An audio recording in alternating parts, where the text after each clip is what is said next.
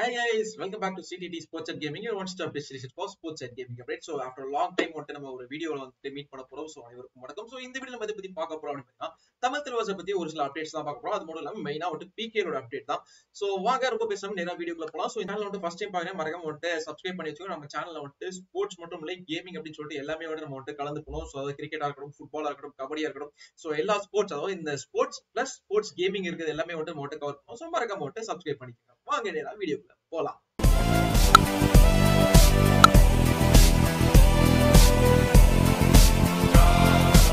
நம்பி வாங்க சந்தோஷமா போங்க.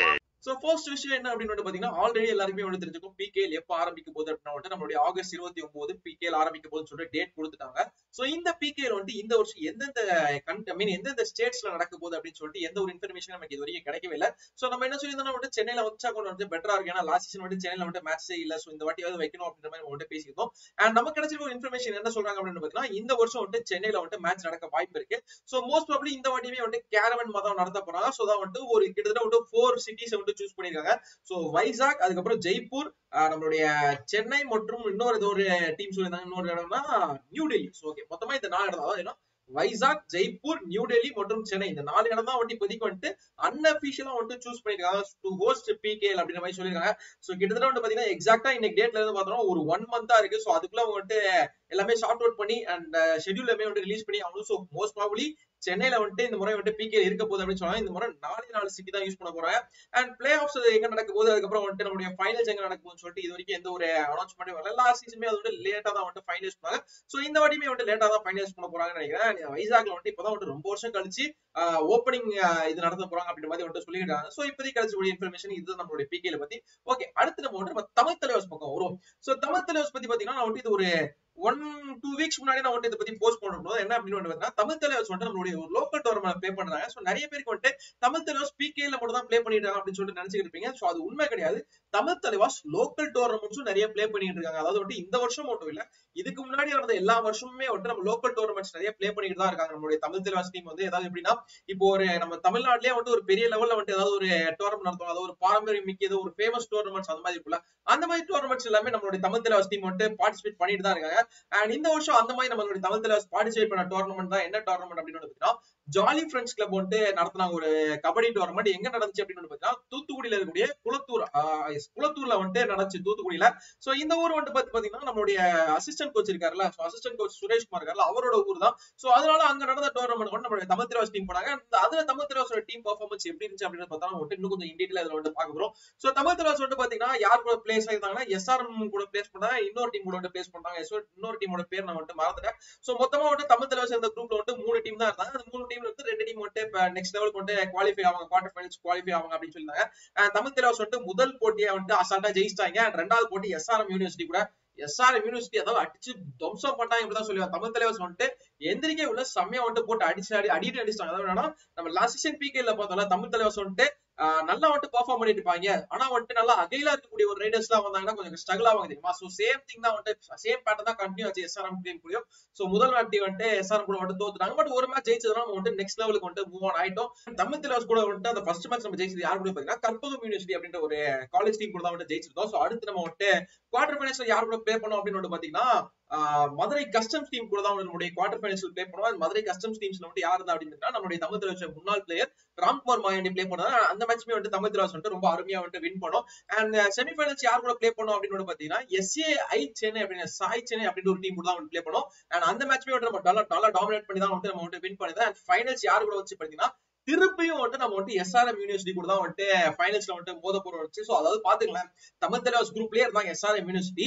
அந்த மத்த எல்லா குரூப்ல இருக்க டீமையும் வின் பண்ணி they have gone to the finals and we are going to face Tamil தலைவர்ஸ் still again going to face that SRM team தான். சோ அப்ப SRM டீம் எவ்வளவு ஸ்ட்ராங்கான டீமா இருந்தாலும் அதுவும் இல்லாம நம்ம வந்து லீக் ஸ்டேஜ்ல நம்ம வந்து தோக்கடிச்ச ஒரு டீம்.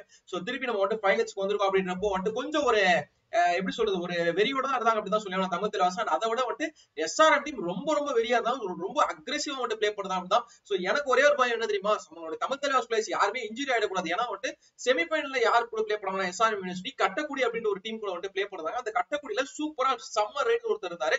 அவரை வந்து அந்த செமிஃபைனல்ல அவங்க இன்ஜுரி ஆகி வெளில உட்கார வச்சாங்க. அதாவது கட்டக்குடியை வந்து அடிச்சு வெளில நோத்திட்டாங்க எஸ்ஆர்எம். பட் லாஸ்ட் ஒரு 5 நிமிஷத்துல சடனா வந்துட்டு ஒரு பீக் கொடுத்து ஒரு கட்டக்கூடிய ஒரு கம்பேக் பண்ணி ஒரு டக்குனு ஒரு ஆல் அவுட் செம கம்பேக் பண்ணிருந்தாங்க. அந்த கம்பேக் பண்ணதுல கிட்டத்தட்ட 1 or 2 பாயிண்ட்ஸ் டிஃபரன்ஸ் இருக்கும்போது என்ன பண்ணுவாங்கன்னா அந்த கட்டக்கூடிய ரைடரை வந்துட்டு அவனை அப்படியே வந்துட்டு சாட்சி விட்டு அவர் வந்துட்டு ரொம்ப ஒரு கிட்டத்தட்ட ஒரு ரொம்ப இன்ஜுரி ஆயிடும். சோ அதுக்கப்புறம் வந்துட்டு எஸ்ஆர்எம் ஈஸியா ஜெயிச்சுட்டு நம்ம கூட வந்துட்டு ஃபைனல்ஸ் ப்ளே பண்ண வந்திருப்பாங்க. சோ அந்த இடத்துல எனக்கு வந்து பயமாயிருச்சு. ஓகே இவங்க வந்து தமிழ் தலைவாஸ் பிளேயருமே வந்து இது மாதிரி இன்ஜுரி ஆகிட்டாங்க ரொம்ப கஷ்டம் அப்படின்ற மாதிரி எனக்கு ஃபீல் ஆயிடுச்சு. அண்ட் அது மட்டும் இல்லாம வந்து பாத்தீங்கன்னா இந்த டோர்னமெண்ட் நடக்கும்போது வந்து நரேந்தர் கண்டோலாக்கு சம்திங் கைண்ட் ஆஃப் இன்ஜுரி இருந்துருக்கு அப்படின்னு சொல்லணும். ஏன்னா அவர் கையில ஃபுல்லா பேண்டேஜ் போடுறது, பட் கையில பேண்டேஜ் போடுறது நம்ம ஜென்ரலா வந்துட்டு பிளேயர்ஸ் எல்லாமே வந்துட்டு பிளே பண்ணும்போது போறது அப்படின்னு நீங்க சொல்லிடலாம். பட் அவர் வந்துட்டு ஒரு போட்டோ ஷூட் எடுக்கும்போது அதாவது டீம் எல்லாமே வந்துட்டு போட்டோ ஷூட் எடுக்கும்போது ஒருத்தர் வந்துட்டு கீழே உட்கார சொல்லுவாரு. சோ அந்த இடத்துல என்ன சொல்லுவாங்கன்னா நம்ம கோச் என்ன சொல்லுவாருன்னா இல்ல அவருக்கு வந்துட்டு கால் ஏதோ இதுவா இருக்கு. சோ அதனால வந்துட்டு ஹி கான்ட் சிட், அவர் வந்துட்டு நின்னுப்பாரு அப்படின்னு சொல்லிப்பாரு. சோ அது எந்த மேட்ச் தெரியல, நான் முடிஞ்ச அந்த ஃபுட்டேஜ்மே உங்களுக்கு வந்து எடுத்து போட்டு காட்டுறேன். சோ அதனால வந்துட்டு நரேந்தர் கண்டலோ might be going through minor injury, அதாவது ரொம்ப சீரியஸான இன்ஜுரி இருக்கு. ஏன்னா இன்ஜுரி இருக்குன்னா அவர் வந்துட்டு பிளே பண்ண வைக்க மாட்டாங்க. சோ ஒரு சின்ன மைனர் இன்ஜுரி அப்படி இருக்க மாதிரி தான் இருந்திருக்கும் வாய்ப்பு இருக்கு. சோ நரேந்தர் கண்டலா வந்து ஒரு சின்ன ஒரு மைனர் இன்ஜுரியோட தான் பிளே பண்ணாரு. But that was not much serious அப்படின்னு தான் இருந்துச்சு. அண்ட் இந்த டோர்னமெண்ட்ல பிளே பண்ண நம்மளுடைய 10 பிளேயர்ஸ் யாரெல்லாம் அப்படின்னு பாத்தீங்கன்னா மோஹித் கலர் பிளே பண்ணாரு, சுரேஷ் அப்புறம் ரைட் கார்னர் வந்து சுரேஷ் பிளே பண்ணாரு. சோ அவர் பிளே பண்ணாரு. நரேந்தர் கண்டலா, ஹிமான்ஷு, விஷால் ஜஹல், அதுக்கப்புறம் யோகேஷ், அபிராஜ் பவர் அண்ட் இன்னும் 2-3 பேர் இருந்தா ஆஷிஷ், ரொனாக், அதுக்கப்புறம் இன்னும் ஒரு பிளேயர், அந்த ஒரு பிளேயர் மட்டும் பேர் வரட்டேன். சோ மொத்தமா வந்து 10 பிளேயர்ஸ் மட்டும் தான் போயிருந்தாங்க. பவன் குமார் சரவத்தோ, அர்ஜுன் தேஷ்வாலோ, நிதேஷ் குமாரோ, இந்த மாதிரி வந்து மொயின் ஷஃபாகி, அதுக்கப்புறம் அந்த ஈரானியன் டிஃபெண்டர் ஒருத்தர். சோ இந்த மாதிரி வந்து டாப் பிளேயர்ஸ் யாருமே வந்து போல. நம்மளோட டீம்ல இருந்து ஒரு மொத்தம் 10 பிளேயர்ஸ் மட்டும் கொண்டு போயிருந்தாங்க. அண்ட் ஃபைனல்ஸ்ல வந்து நம்ம யாரோட பிளே பண்ணோம்னா திருப்பி எஸ்ஆர்எம் யூனிவர்சிட்டி தான். எனக்கு இருந்த பயம் அதுதான், நரேந்தர் ஆல்ரெடி இன்ஜுரி இருக்கானே, ஐயோ வேற ஏதாவது சீரியஸா இன்ஜுரி ஆயிடுமோன்னு சொல்லிதான் ஒரு பயம் இருந்துச்சு. பட் இருந்தாலும் வந்துட்டு சீரியஸா எதுவுமே வந்து அந்த அளவு ரொம்ப சீரியஸான விஷயம் நடக்கல. அண்ட் இன்ஃபேக்ட் நம்ம வந்து லீக் மேட்ச்ல எஸ்ஆர்எம் தோத்த மாதிரி இல்லாம ஃபைனல்ஸ்ல வேற லெவல்ல நம்ம டீம் வந்து பெர்ஃபார்மன்ஸ் பண்ணாங்க அப்படின்னு தான் சொல்லுவோம். நம்ம டீமோட அதாவது தமிழ் தலைவாசோட ஸ்ட்ரென்த்தே நம்ம வந்து ஒரு 2-3 வருஷமா சொல்றது என்ன அப்படின்னு நம்மளுடைய கோர் ஸ்ட்ரென்த்தே தமிழ் தலைவாசோட டிஃபென்ஸ் தான். அண்ட் இந்த முறையும் சேம் திங், தமிழ் தலைவாசோட டிஃபென்ஸ் தான் நமக்கு வந்து டைட்டில் வின் பண்ணி கொடுத்துச்சு. அண்ட் அது மட்டும் இல்லாம விஷால் ஜெகல், அதுக்கப்புறம் வந்து நரேந்தர் கண்டலா அப்பப்போ போயிட்டு வர டக்கு டக்குன்னு ஒரு சில மல்டிபிள் ரைட் பாயிண்ட்ஸ் போறது, அண்ட் ஹிமான்ஷு வந்து ரைட் பாயிண்ட்ஸ் போறதெல்லாம் வந்து ரொம்ப அருமையா இருந்துச்சு. சோ இந்த டோர்னமெண்ட் ஓவரால் நம்மளுடைய தமிழ் தலைவாஸ் டீமுக்கு வந்து ரொம்ப சூப்பராகவே போச்சு அப்படின்னு நம்ம வந்து சொல்லி ஆகணும். இன்ஃபேக்ட் நம்ம வந்து எஸ்ஆர்எம் யூனிவர்சிட்டி வந்துட்டு தோக்கடிச்சோம். தமிழ் தலைவாஸ் 45 புள்ளிகள், எஸ்ஆர்எம் யூனிவர்சிட்டி வந்து 21 புள்ளிகள் மட்டும் தான் எடுக்க முடியுது. அண்ட் இதை பத்தி போஸ்ட் வந்து நம்ம போடும்போது நிறைய தமிழ் தலைவாஸ் ஃபேன்ஸ் அண்ட் மத்த ஃபேன்ஸ் எல்லாமே என்ன திங்க் பண்றாங்க அப்படின்னா தமிழ் தலைவாஸ் தான் எஸ்ஆர்எம் தோத்துருச்சுடா, நீங்க எப்படா ஜெயிச்சீங்க அப்படின்னு சொல்றாங்க. சோ ஆக்சுவலி நிறைய பேருக்கு அந்த விஷயம் தெரியல. சோ தமிழ் தலைவாஸ் வந்துட்டு முதல் மேட்ச் எஸ்ஆர்எம் கூட தோல்வி அடைஞ்சாங்க, அண்ட் ரெண்டாவது மேட்ச் வந்துட்டு எஸ்ஆர்எம் யூனிவர்சிட்டி கூட வந்துட்டு வின் பண்ணாங்க. So that was the result.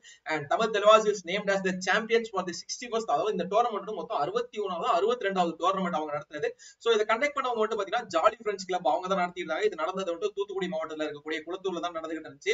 So இதுல வந்துட்டு தமிழ் தலைவாஸ் வந்துட்டு ஒரு வெற்றியோட ஆரம்பிச்சிருக்காங்க. சோ ஹோப்ஃபுல்லி இந்த சீசன் வந்துட்டு வெற்றியோட ஆரம்பிச்சிருக்காங்க. அப்படியே வந்துட்டு நம்ம பிகேலயுமே வந்துட்டு இதே மாதிரி வெற்றியோட போவோம் அப்படின்னு சொல்லலாம். சோ அது மட்டும் இல்லாம வந்துட்டு நமக்கு பிகேல பவன் குமார் சரவத் இருக்க போறாரு, அர்ஜுன் தேஷ்வால் இருக்க போறாரு, சாகர் ராத்தே இருக்க போறாரு, அதுக்கப்புறம் வந்துட்டு இவர் மொயின் ஷஃபாகி இருக்க போற சமயம் வந்துட்டு ஸ்டார் பிளேயர்ஸ் எல்லாமே வந்துட்டு உள்ள வந்துருவாங்க. அப்படின்னா தமிழ் தலைவாசோட பெர்ஃபார்மன்ஸ் இன்னும் கொஞ்சம் பெட்டரா இருக்கும் அப்படின்னு சொல்லி ஆகணும். இந்த சீசன் நமக்கு இருக்கக்கூடிய பேக்கப்பும் இட்ஸ் பீங் பெர்ஃபெக்ட் பேக்கப் அப்படின்னு தான் சொல்லி ஆகணும். அதாவது வந்துட்டு ஒரு லைக் ஃபார் லைக் ரீப்ளேஸ்மெண்ட் நம்ம டீம் கிட்ட இருக்கு. சோ ஹோப்ஃபுல்லி தமிழ் தலைவாஸ் கிட்ட நம்ம வந்துட்டு இன்னும் பெட்டரான பெர்ஃபார்மன்ஸ் எக்ஸ்பெக்ட் பண்ணலாம். So let's see Tamil Thalaivas வந்துட்டு இந்த வாரம் எந்த மாதிரி பிளேயிங் செவன் வச்சு கொண்டு போறாங்க, அண்ட் உங்களுடைய பெஸ்ட் பிளேயிங் செவன் தமிழ் தலைவாஸ்க்கு என்னவா இருக்கும் மறக்காம கீழே மென்ஷன் பண்ணுங்க.